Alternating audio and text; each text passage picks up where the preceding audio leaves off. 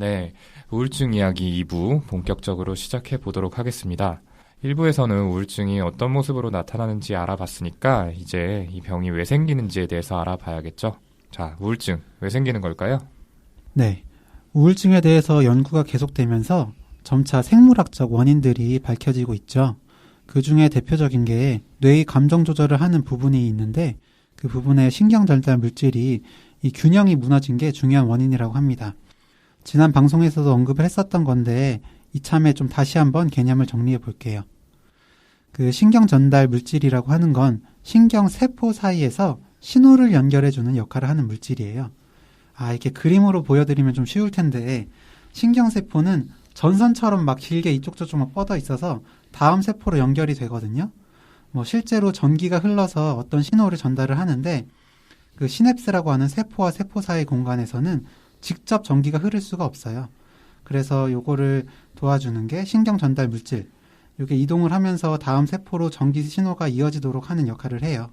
그 중에 대표적인 게 세로토닌, 도파민, 노르에피네프린, 아세틸콜린 같은 것들이 있습니다. 우울증에서는 이 중에서 특히 세로토닌이 감정 조절을 하는 부분에서 부족해진다는 게 밝혀졌어요. 네, 어려운 이야기 전문가 허경 선생님 말씀 잘 들었습니다. 이 정도면 쉽지 않나요? 네. 저희 청취자분들 수준이 있으신데.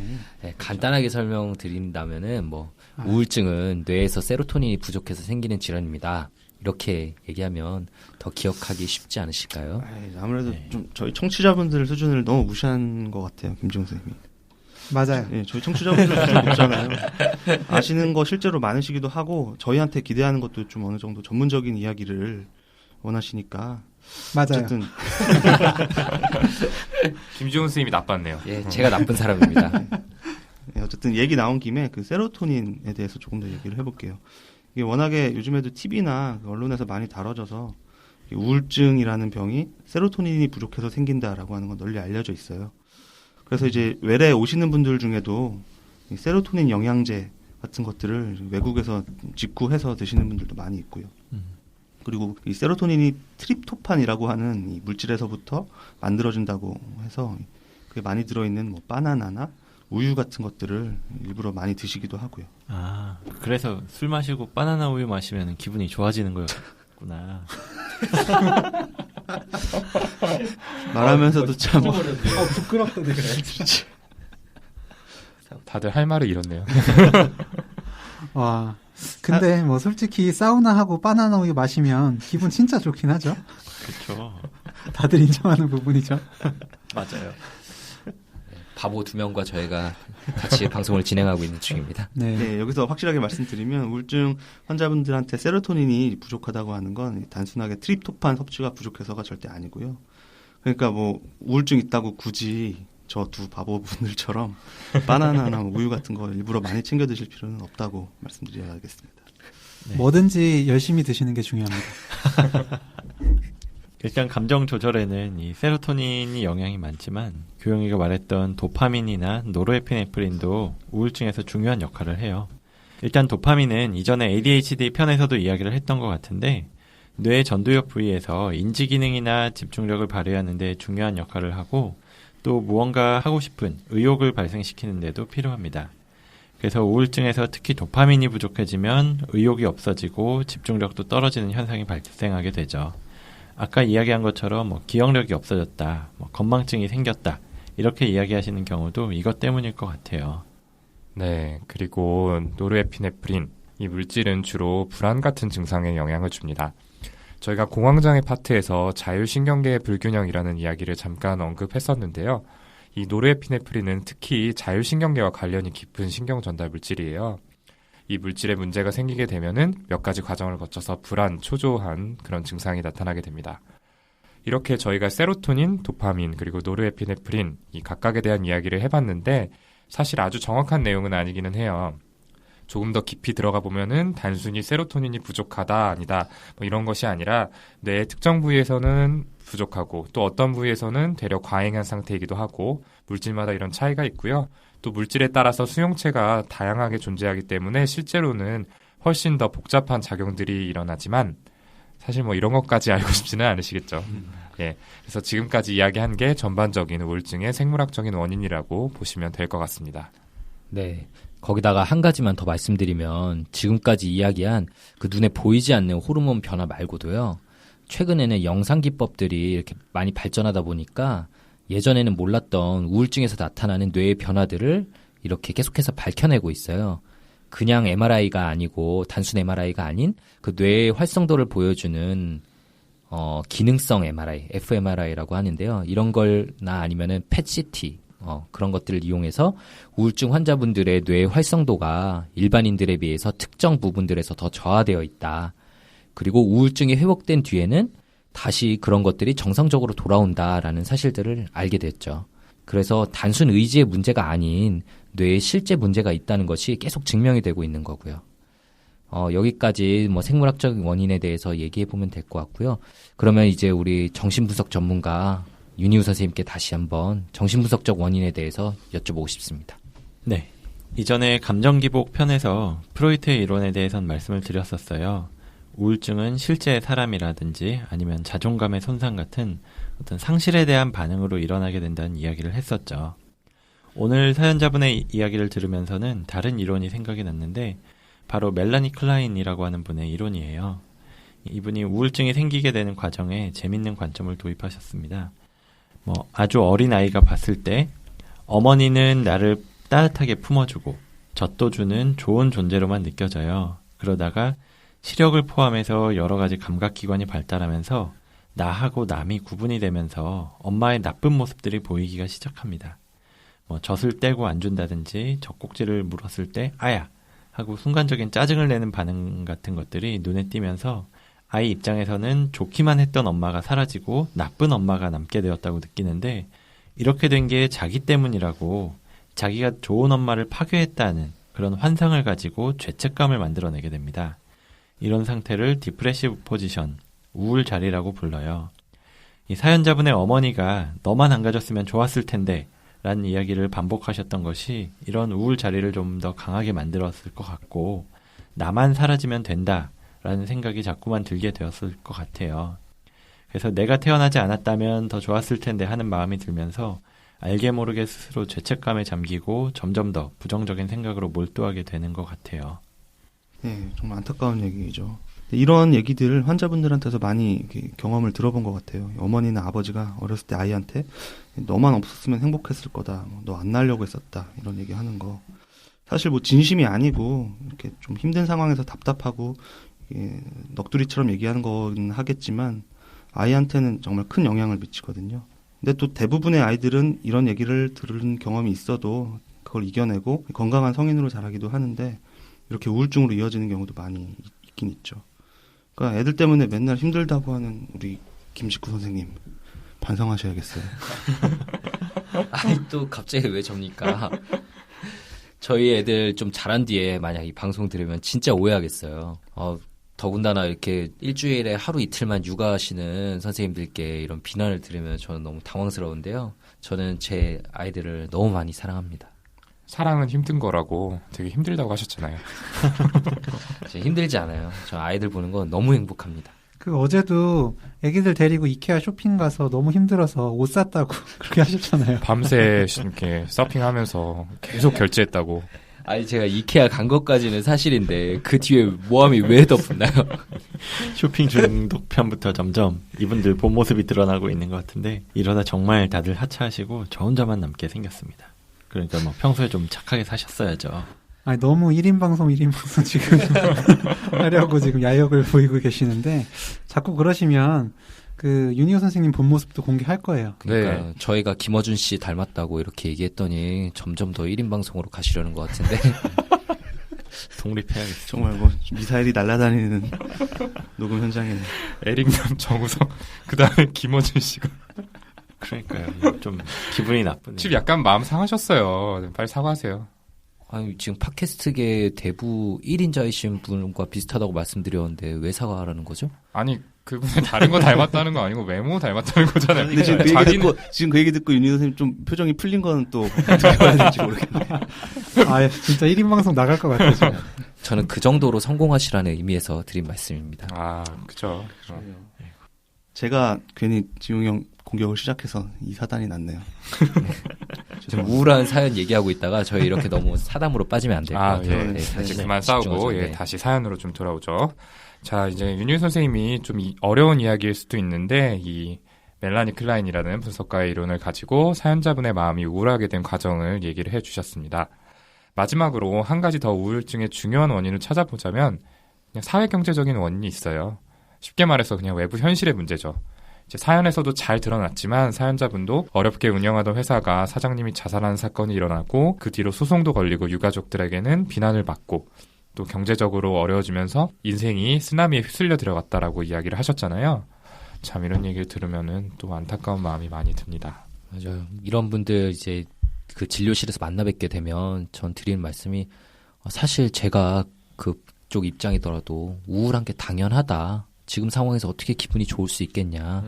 예, 그렇게 말씀을 드리거든요. 좀 약간 그 우울증에 취약할 수 있는 그런 걸 타고나신 분들은 이런 힘든 과정에서 남들보다 아무래도 더 우울증에 잘 걸릴 수 있겠죠. 그 이분처럼 정말 극적인 경우도 있고 아니면 그리고 보다 좀 일상적인 경험들도 많이 있어요. 뭐 직장에서 상사나 동료 그리고 심지어 후배한테 치여서 스트레스를 받으시는 분들도 계시고 뭐 일하면서 상대하는 고객 때문에도 그 힘들어하시는 분도 있고 일 자체의 양 때문에 또 그렇기도 하고요. 이런 직장 문제 때문에 힘들어하시기도 하고 아니면 또 경제적인 문제도 상당히 영향이 크죠. 뭐 거기에 더해서 뭐 가족이나 친구 사이의 문제 그리고 또 뭐 학생들은 공부, 성적, 입시 정말 이런 많은 어려움들이 정말 끝없이 있는 것 같아요. 그러다 보면 정말 지치기도 하고 더 이상 일을 할 힘 자체가 없어지기도 하고요. 그래서 번아웃 신드롬이라는 말도 있잖아요. 저희 요즘 사연 보내주신 분들도 여러 분 계셨고. 네, 맞았어요. 네, 이것도 결국 우울증의 한 종류라고 볼 수 있을 것 같아요.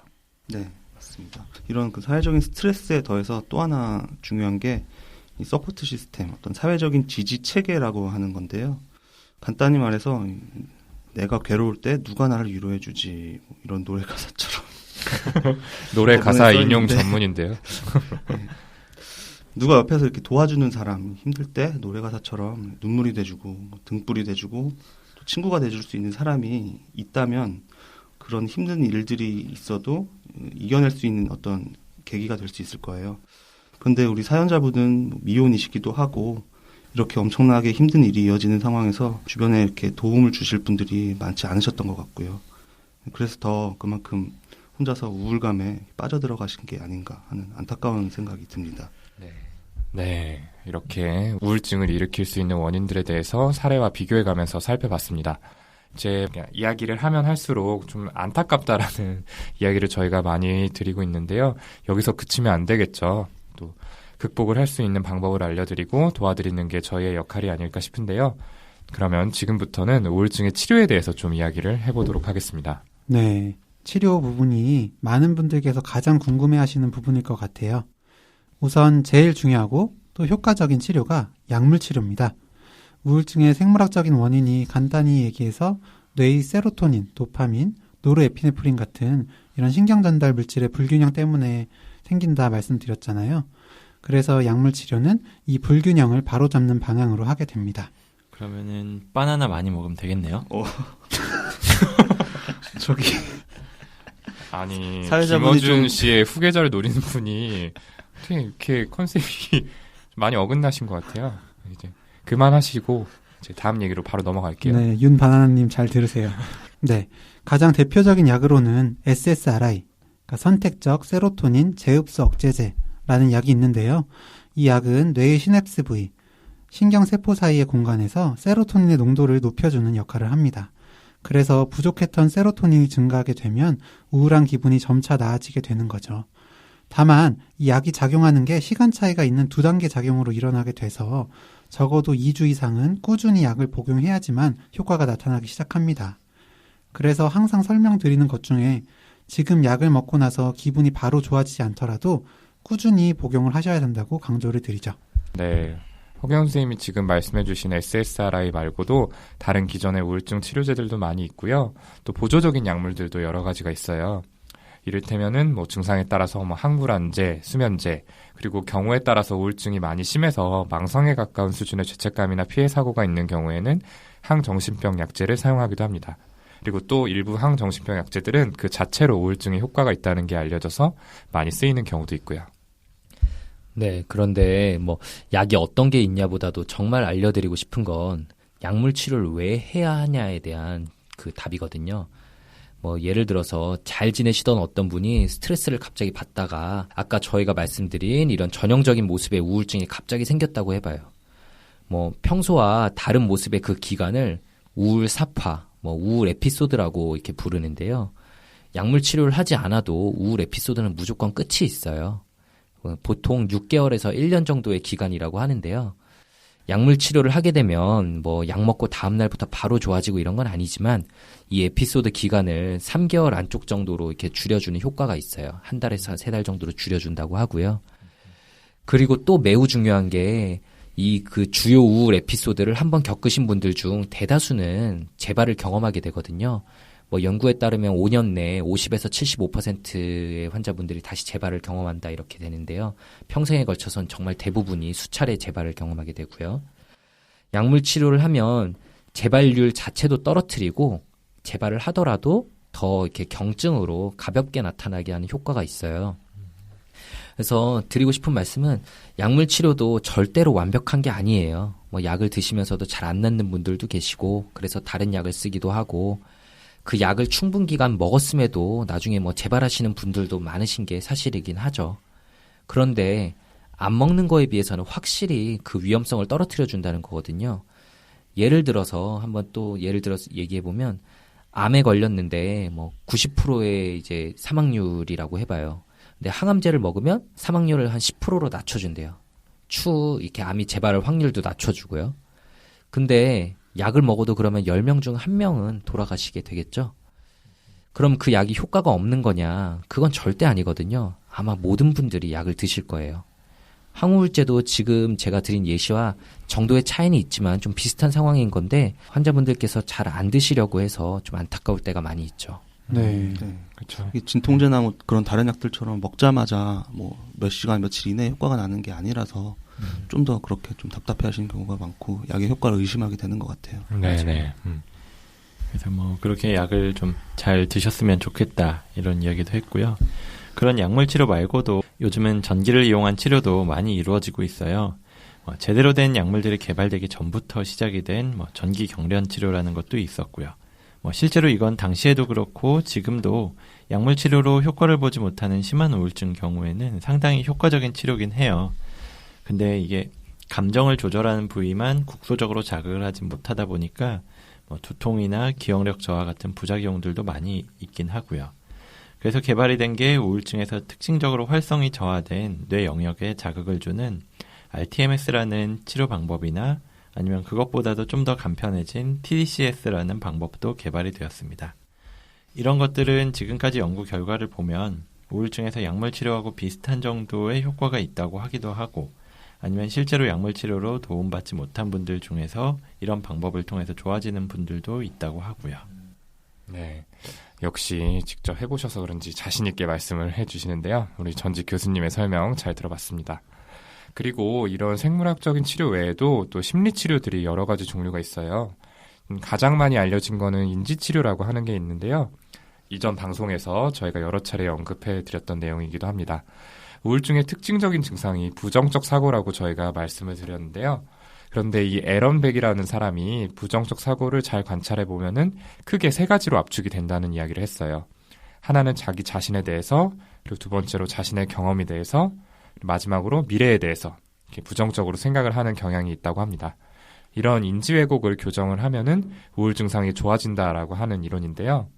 조금 이야기가 어려울 수도 있을 것 같아서 저희가 그 허규영 교수님 진료실에 찾아온 우울증 환자분의 인지 치료 장면을 좀 상황극을 통해서 어떤 치료 방법인지 좀 이런 것들을 좀 살짝 보여드리도록 하겠습니다.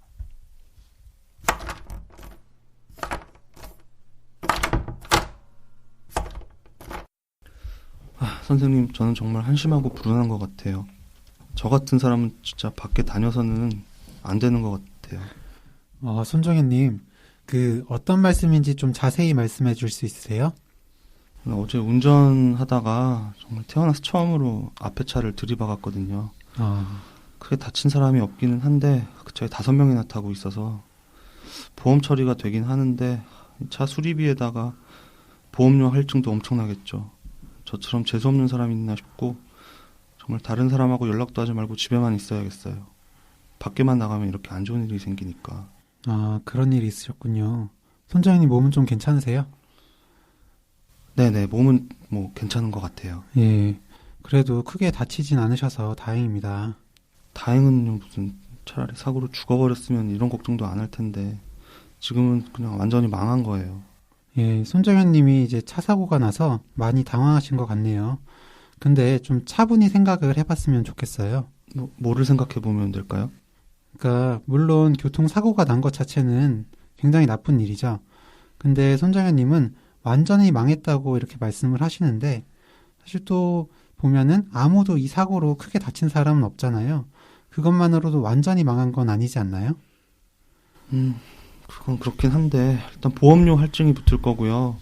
차 수리비도 들고 저 안 그래도 요즘에 돈도 없는데 괜히 좀 돈 벌어보겠다고 밖에 나다니다가 이렇게 피해나 끼치고 집에 가만히 숨만 쉬고 있어야겠어요 정말. 근데 교통사고는 이번이 평생 처음이라고 하지 않으셨나요? 그렇긴 한데 이제 사고를 한번 쳤으니까 다음에 밖에 나가면 또 사고 낼 것 같고. 또 낼 것 같다는 생각이 드신다는 거죠. 그러면 손정현 님이 생각하셨을 때 다시 밖에 나가면 사고가 날 가능성이 좀 얼마나 될까요? 한 70%는 될 것 같은데요. 70%요? 손정현 님 그럼 지금 얼마나 좀 운전해 오셨죠? 저 한 10년은 했어요. 10년. 그럼 그동안 정말 많이 운전을 해왔는데 이번에 처음 한번 교통사고를 낸 거잖아요. 네. 그런데도 지금 다시 한번 생각을 해보시죠. 그래도 지금 70%라는 생각에 변함이 없으신가요? 그렇기도 한 것 같네요. 좀 근거가 없어 보이긴 하는 것 같아요. 방금 사례에서 보셨듯이 일반적인 상황에서는 이해가 되지 않을 정도로 극단적으로 부정적인 결과를 예측하는 게 우울증 환자분들의 사고의 한 가지 특징입니다. 가벼운 사고를 냈다고 남들한테 엄청난 피해를 끼칠 거고 집에서 숨만 쉬어야겠다는 생각은 좀 비약에 가깝죠. 이처럼 우울증 환자분들의 생각 사이에 있는 오류를 찾아내고 또 교정함으로써 궁극적으로는 우울증을 회복하게 하는 방법이 인지치료가 되겠습니다. 이외에도 집단치료 그리고 또 명상을 이용한 마음챙김 기법 이런 것들처럼 다양한 심리치료가 또 존재하기도 하죠. 이제 여기까지 이제 우울증의 치료까지 저희가 알아봤고요. 오늘 우울증에 대해서 쭉 이야기를 나눠봤습니다. 이제 이 시간 마무리하려고 하는데 마지막으로 이 시간 좀 어땠는지 선생님 한 분의 소감만 좀 들어볼게요. 김지훈 선생님 말씀해 주실래요? 네, 사실 힘든 일이 있으면 저도 그렇고 누구나 기분이 가라앉고 짜증도 나고 밖에 나가고 싶지도 않고 기운도 없는 그런 경험들을 해볼 수 있죠. 그래서 그 치료가 꼭 필요한 우울증인데도 이거 누구나 겪는 건데 이 정도면 내가 알아서 이겨내야지 이런 생각으로 혼자 버티시다가 더 힘들어지시는 분들도 많이 봬요. 또 우리 사회에서는 본인 말고 주위 사람이나 가족들의 이렇게 우울함, 무기력에 대해서도 의지의 문제로 치부하는 경우가 많아서 이게 치료 자체에 걸림돌이 되는 경우가 많이 있거든요. 환자분께서는 진짜 힘든 결심을 해서 정신과 진료실을 겨우 찾아와서 약물 치료를 드디어 시작을 했는데 그 사실을 알게 된 가족분들이 이런 거를 먹냐, 너가 충분히 이겨낼 수 있다, 이상한 약 먹지 마라 이렇게 반대하셔서 치료가 바로 중단되는 경우들이 솔직히 너무 많아요. 그 원인을 생각해보면 그 가족분들께 공감 능력이 없어서라고 그렇게 단순히 그렇게 볼 것만은 아닌 것 같고요. 우울증이라는 병에 대한 무지, 그리고 오해, 그리고 부족한 사회적 인식 등 이런 것들이 총체적으로 좀 결부된 문제인 것 같아요. 우울증이 정말 흔한 병이긴 만큼 오늘 방송 듣는 청취자분들 중에도 아마 계실 수 있고요. 혹은 그 청취자분들의 주변 분들 중에 이 사람은 우울증인 것 같다 이렇게 머릿속에 떠오르시는 분들이 반드시 계실 거라고 생각하거든요. 오늘 저희가 이 짧게 드리는 방송이 그분들께 치료를 받을 수 있는 계기가 된다면 더 바랄 게 없겠습니다. 네, 특히 또 오늘 사연 보내주신 그 사연자분께도 저희 방송이 많이 도움이 됐으면 하는 바람입니다. 자, 그러면 정말 마지막으로 이제 사연, 질문, 피드백 보내주실 메일 주소 한 번 더 우리 메일 요정님 소개 부탁드릴게요. 네, 이메일 brainrich brainrich6gmail.com brainrich6@gmail.com으로 정신과에 관해서 그리고 본인이나 주위 사람의 심리에 대해서 그리고 또 일상생활의 작은 고민들 어떤 것도 좋으니까 많은 사연 보내주시면 감사하겠습니다. 예, 지금 손재현 선생님이 말씀해주신 내용들을 저희 페이스북 뇌부자들 페이지를 통해서 메시지로 보내주셔도 감사하겠고요. 저희가 방송에서 못다한 내용들도 꾸준히 올리도록 노력하겠습니다. 네, 그리고 또 저희가 카카오톡 플러스 친구 뇌부자들 이제 시작을 했습니다. 예, 카카오톡에서 이제 뇌부자들 플러스 친구 맺어주시고요. 예, 저희가 방송한 내용도 이제 바로바로 좀 업로드해서 예, 바로 아실 수 있게 좀 하려고 합니다. 네네. 저희가 좀 다양한 채널로 청취자분들과 좀 소통하고자 하는 거니까요. 많이들 관심 가져주시고 또 사연도 많이 보내주시고 했으면 좋겠습니다. 네, 그리고 저희가 이번에 크라우드 펀딩이란 걸 시작하게 되었는데요. 간단히 말씀드리자면은 저희 방송을 듣는 청취자분들께 일정한 금액을 기부받고 모아진 돈을 펀딩 주체 프로젝트에 사용하는 대신에 기부자분들께 일정한 리워드를 제공하는 겁니다. 저희는 정신건강의학과의 편견을 줄여서 정신적인 문제로 힘들어하는 분들이 쉽게 도움을 받도록 한다는 방송의 취지에 맞춰서 모아진 금액을 전액 자살예방협회에 기부할 계획입니다. 자세한 내용은 자몽미디어센터의 홈페이지 자몽.co.kr에 접속하셔서 프로젝트 메뉴에 팟캐스터를 클릭하시면 확인하실 수 있습니다. 기부해주신 분들께 드릴 선물도 준비해뒀으니까요. 관심 있는 분들의 참여를 부탁드리겠습니다. 그럼 오늘 정비소 시간 이걸로 마무리 짓고 저희는 다음번 얘 왜 이러는 걸까요? 시간에서 다시 찾아뵙도록 하겠습니다. 감사합니다. 감사합니다.